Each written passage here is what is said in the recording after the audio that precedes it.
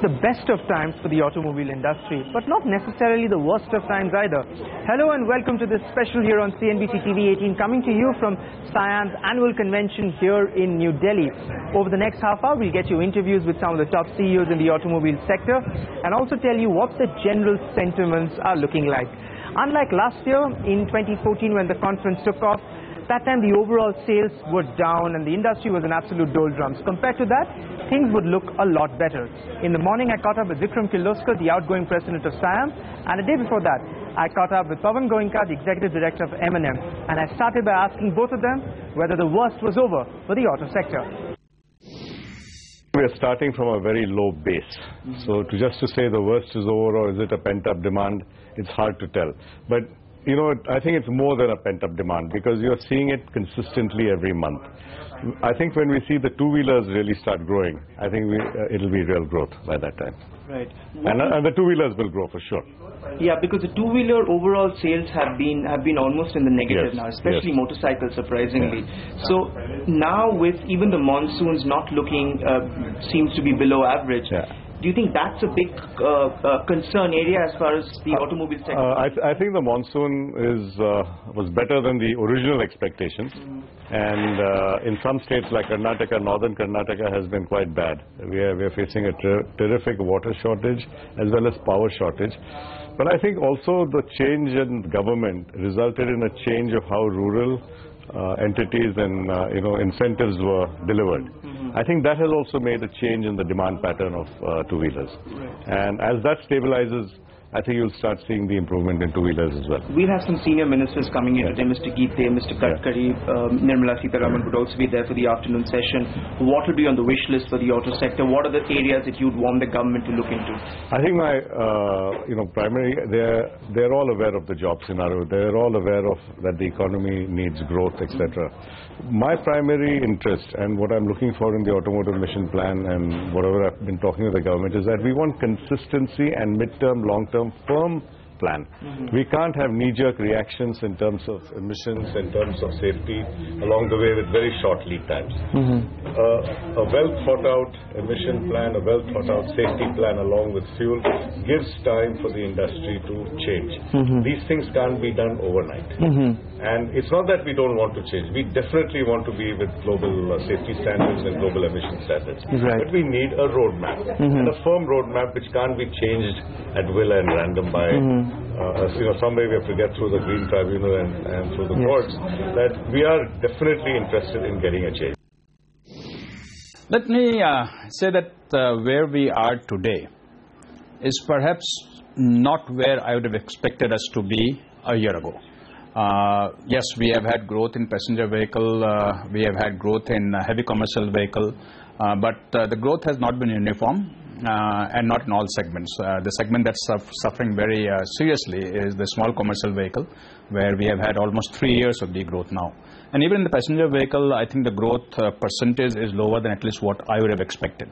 I frankly think that there is something holding customers back. There are a lot of positives that are happening today in the economy. Yes, of course, there are concerns also, but a lot of positives that we have, and I would have expected us to be in a better position today than where we are.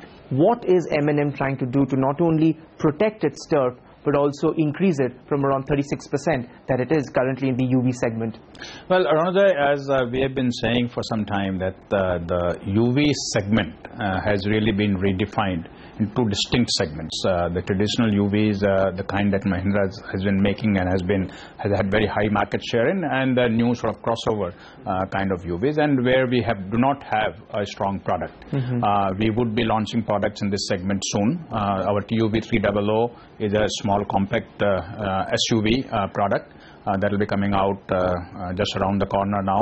S101 will be coming out a little bit later in the year. So when do we firstly see the official launch of the TUV? And secondly, in the short run, looking at the condition of the market, can you give us like the sort of sales volumes that you would want your team to deliver? Well, the TUV 300 launch is slated for September 10th, so just around the corner now. It's these days very hard to predict what the volume will be. There are many launches, some very successful, some couldn't really strike that excitement. I hope that we are in the first category and not the second, but we'll have to wait and see. The passenger vehicle segment has been a better performing one so far this financial year, with sales increasing over 7.5%. But Maruti Suzuki declared some disappointing numbers yesterday when their domestic sales for August declined over 8.5%. I caught up with Kenichi Ayukawa, the MD of Maruti Suzuki. He seems unperturbed. In fact, he told me that this financial year Maruti Suzuki is going to do a lot better than what it had done last year. We also caught up with General Motors and Ford. They are all banking on new products to spearhead their growth. I think it is the overall sentiment itself, the improving. Some part of that's correct, but as far as look at the global economy, look at the newspaper, any country that are facing some difficulty, especially the China impact is very serious right now. People have some hesitation to purchasing some new one. That trend is not good. But fortunately, the India just starting at the festival season.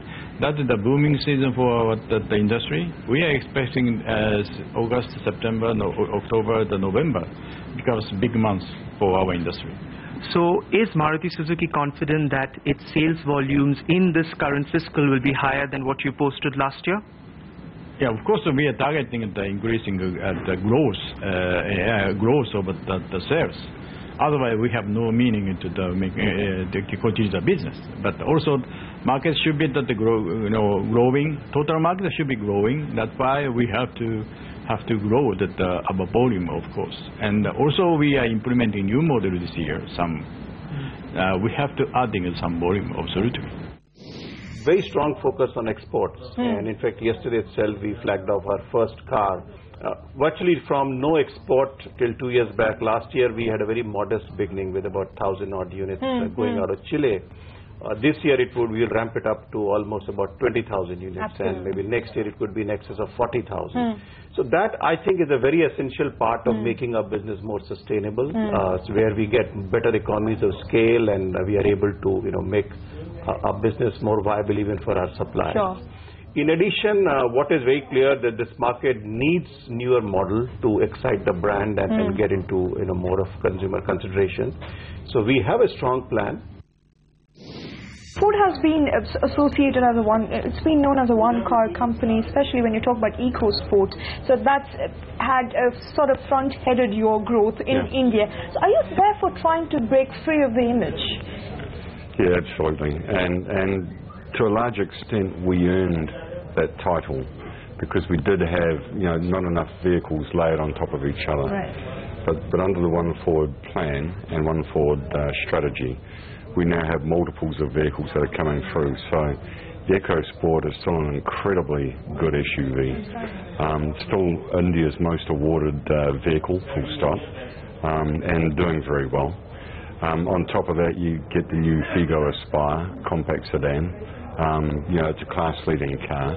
On top of that, in just a few weeks' time, we get the new Figo 5-door, and that's an all-new Figo.